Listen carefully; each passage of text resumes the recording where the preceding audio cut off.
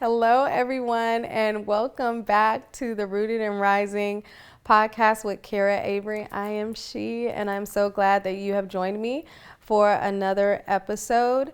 In the previous episodes, we'd have talked about your inner whisper, shifting parts of your inner dialogue, connecting back to that internal voice. I think that that's so important when we're on this journey of reclaiming and finding our voice. Secondary to that, we've talked about intimacy and really beginning to redevelop our relationship with developing an intimate relationship with ourselves. Additionally, we talked about writing letters. I'm a huge advocate of journaling and writing. And then most recently, we have talked about our mirror and how we are seeing ourselves.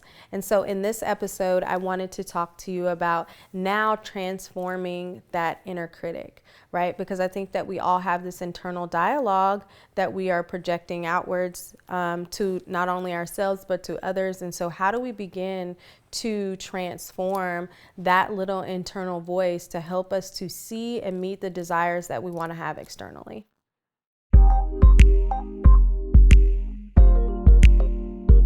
All right. Hello, everyone, and welcome to Rooted and Rising with Kara Avery. I'm so excited to have you all journey with me and join me for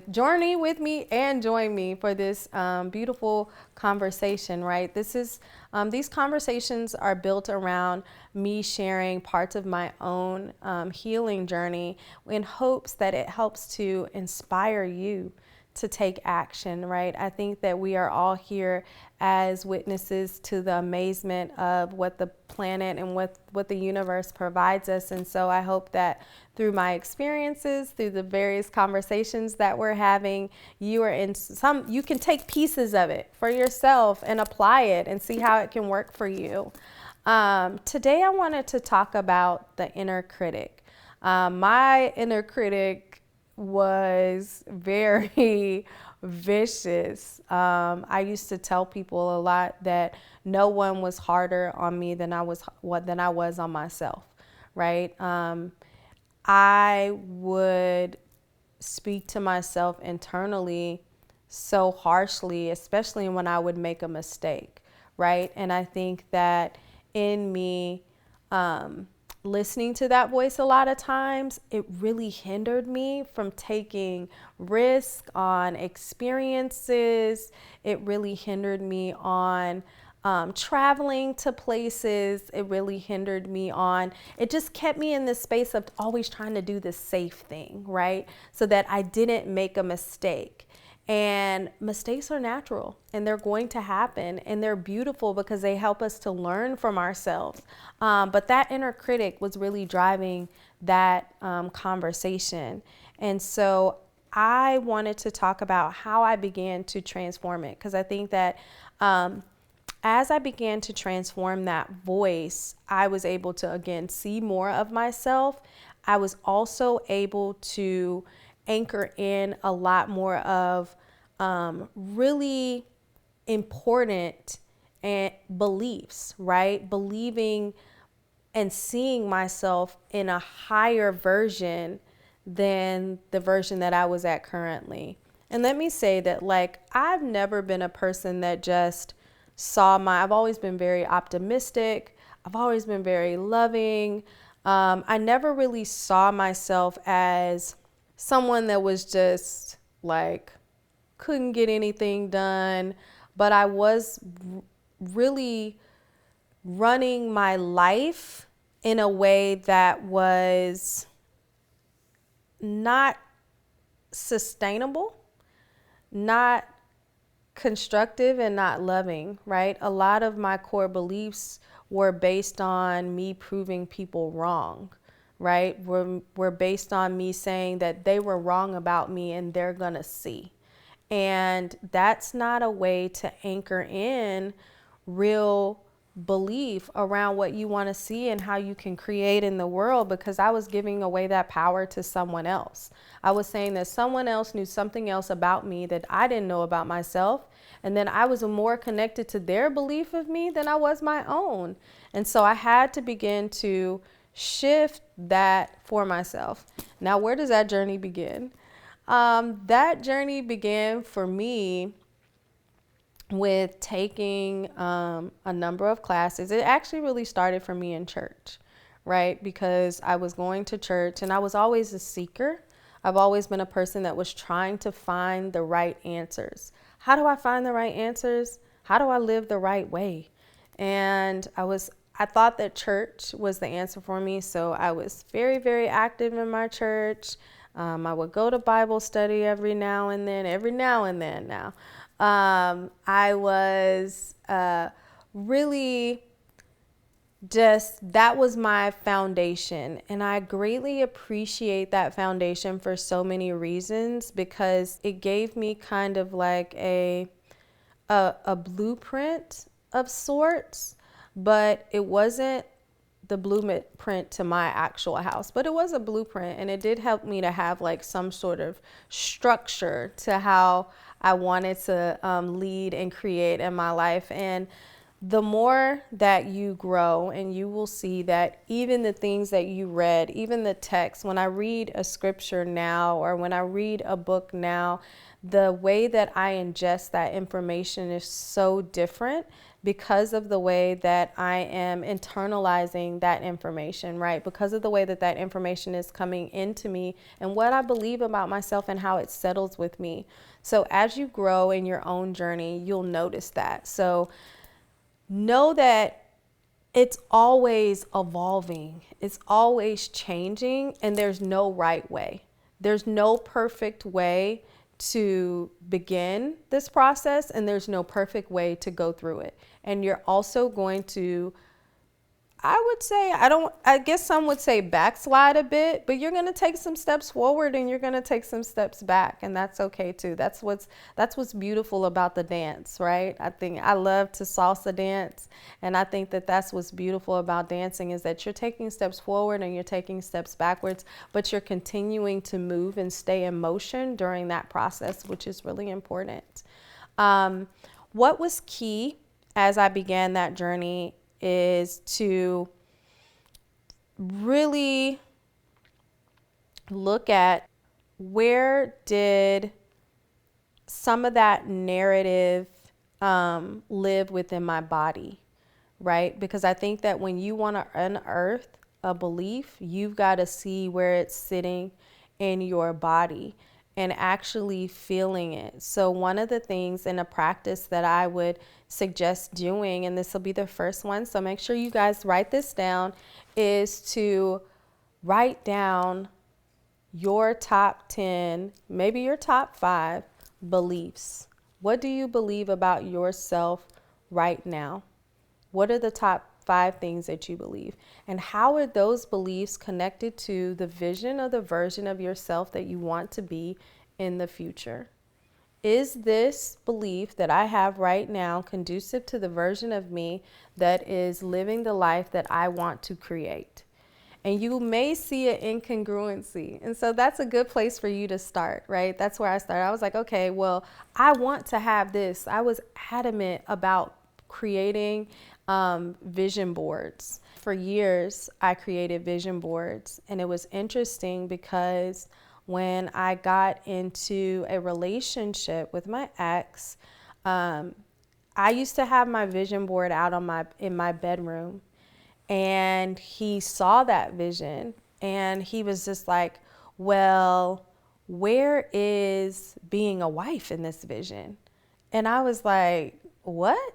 And like in my vision, I had like a family and I had all of these beautiful things in a home and business and fitness. And I was very intentional about the vision that I was creating for myself. And he was like, well, where is being a wife in this? And I should have saw that as a red flag for real.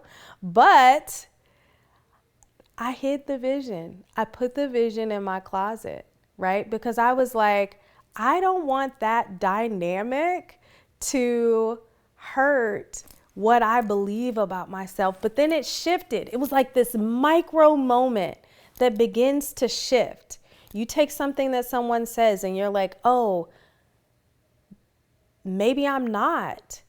You question it. Maybe I'm not showing up enough as a wife. Maybe I'm not going to show up enough in this space. And then you take that moment and then you put it in the closet, right? I put my vision board in the closet. Can y'all believe that? And I didn't look at them.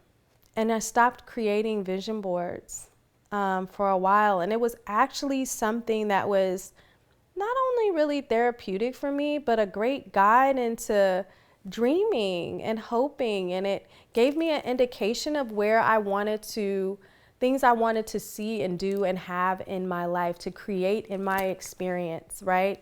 And so bringing it back to our beliefs, what are you believing about yourself right now that is connected to that previous version?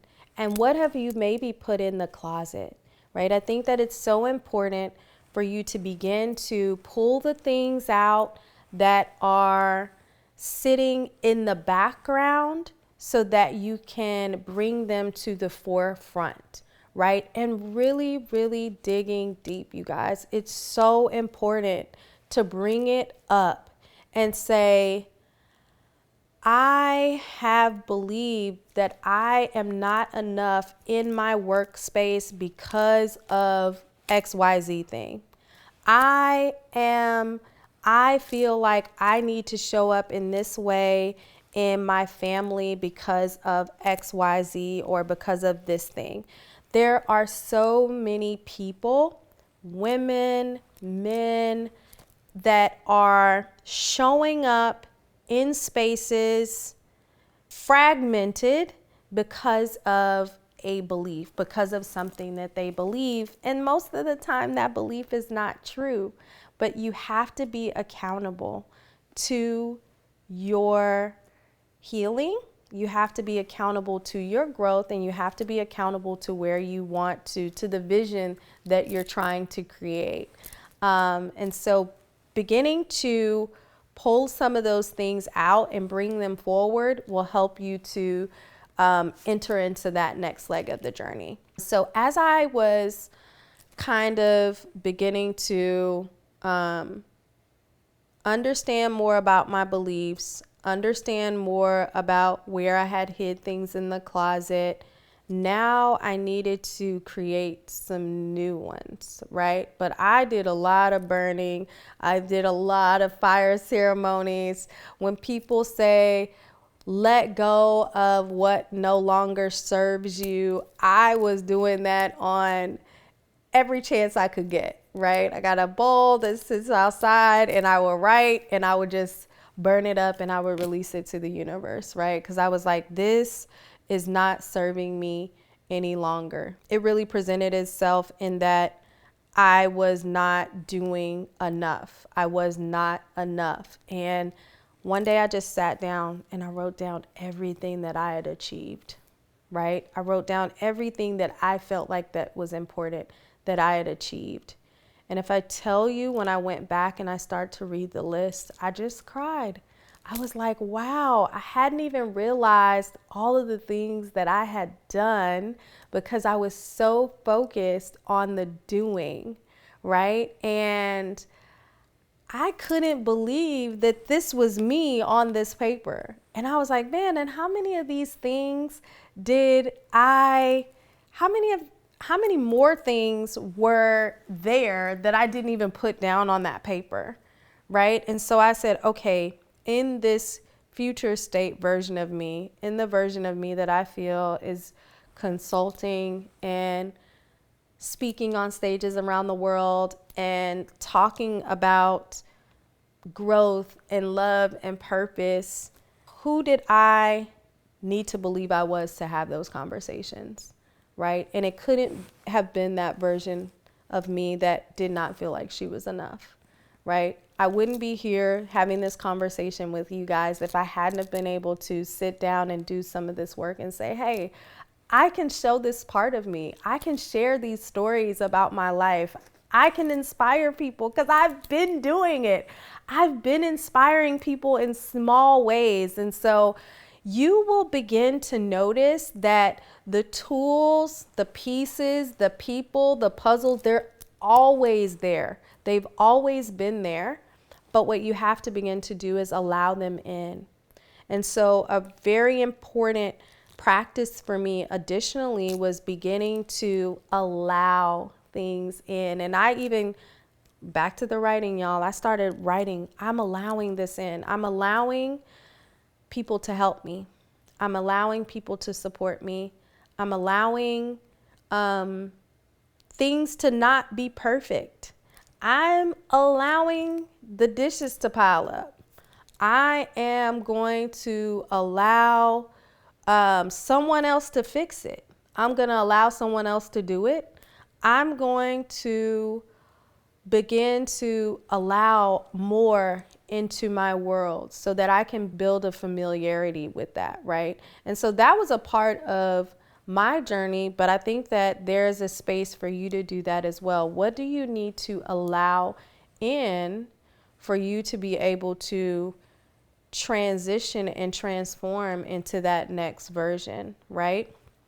Now, how do you move from the conversations and the beliefs of where I was to where I wanted to be? Really beginning to, and it's not even beginning, I think that it's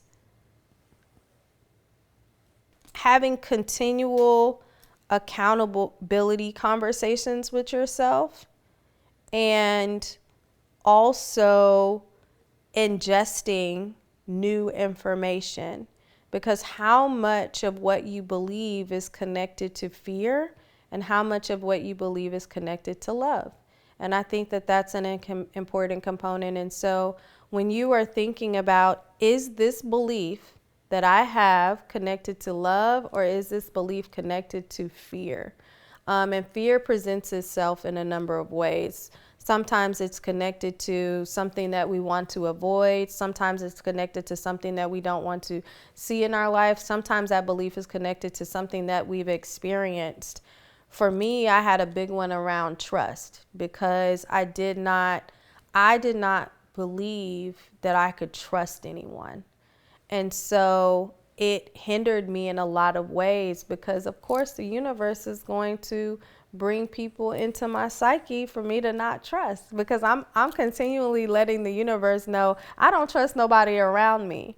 So what else would the universe present to me but people that may have been untrustworthy, or just dynamics and situations for there to be a lack of trust, right? All of these, let me say this, all of these experiences are going to happen.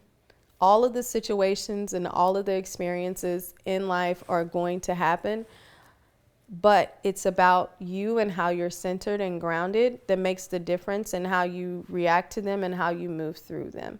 So when I was sitting with distrust, I was like, I was expecting that. I had an expectancy of it. And I had to allow myself to say, I can have people that I can trust in my environment. I can trust people because I have something bigger than me that I can trust. And I can trust that all the right things are working for my good, right? So that was how I transitioned that. I anchored in, I am trusting the Most High, and I am trusting that all things that are happening for me are working for my good. So that's one way that you can begin to shift a part of that dialogue and that conversation.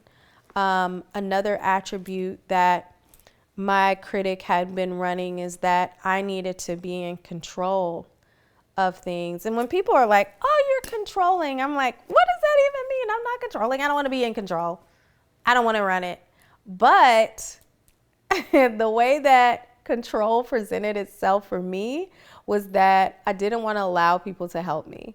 And it would be easier for me to do the thing on my own, right? A lot of times when you are, especially for those that are positioning themselves into leadership, right? When you are moving into a space of leadership, you have to allow for people to help you around you, because you've got much more responsibility. You've got much more to carry. So you've got to empower another. So how can you empower another if you're not empowered for yourself, right? So that's where all of this internal dialogue and this inner critic is so relevant. If you think about not just leading in our work environments, not just leading in our careers, leading in our lives, leading in our family structures, that internal dialogue has to be the succinct. You got to know you the man in there. You know what I mean? You got to know that you the woman in there. You got to know that you're her in there. And you got to say, you got to get up and you got to be like, I'm her today. And I'm doing this thing. We're doing this. And then I'm getting up and I'm delegating and I'm giving tasks and I'm trusting and I'm allowing for these people that I've empowered to show up in their highest self, in their highest form, to do the thing as well. And so I think that that's so important. That's how all of this kind of works in. That's the real time examples of how it can happen and how it works in our lives. That internal dialogue is so important. Those beliefs, those things that you think about, they're important. And if they are lacking, it's your due diligence to shift them, to create the world that you want to exist in.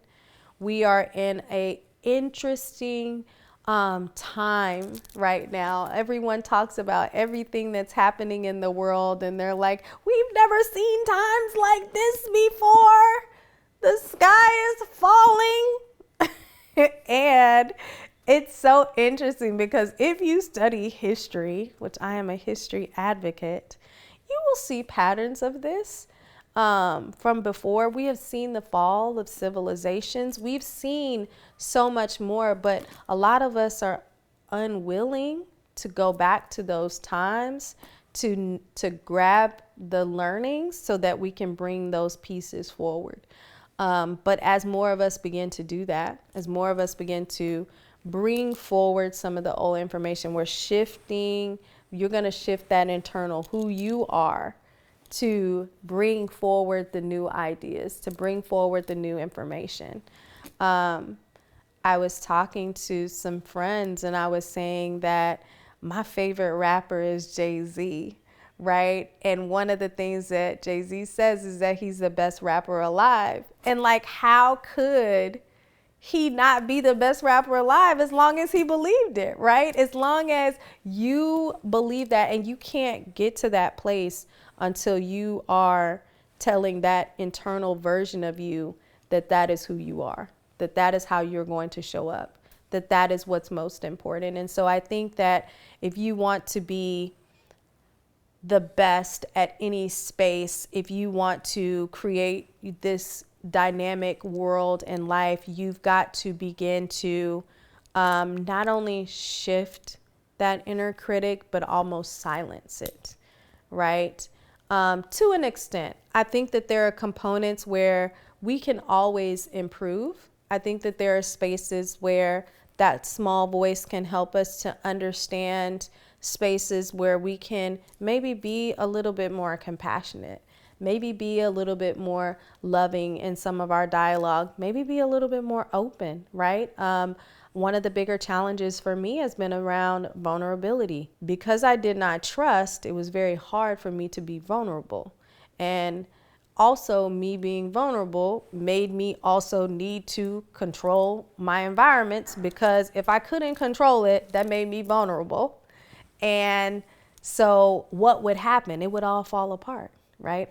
Everything in my world might fall apart. And that's not necessarily true, especially when you are anchored into something bigger than you. When you understand that there's a higher power that's helping to navigate and build and create all of these things, then you can allow in so much more when you know that it's not just you.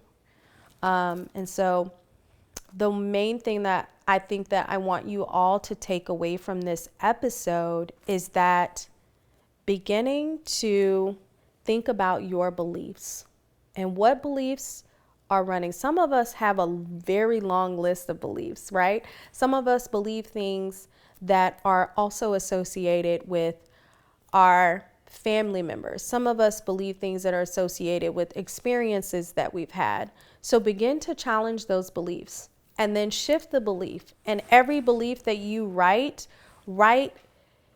even if it's, I believe that I'm a kind person, write a belief, I believe that I show up in loving environments, right? You can have a good belief and then you can have a better one, right? I think that there's like this a statement that it comes from a Florence Shin book that I read, and it's good, better, and best. Or it's like good, better, and I think it's good, better, and best.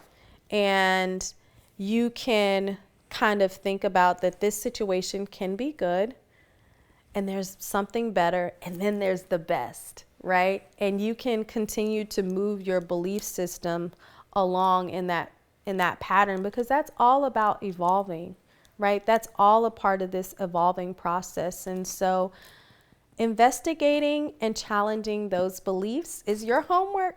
All right. Take care, everyone. Peace and blessings.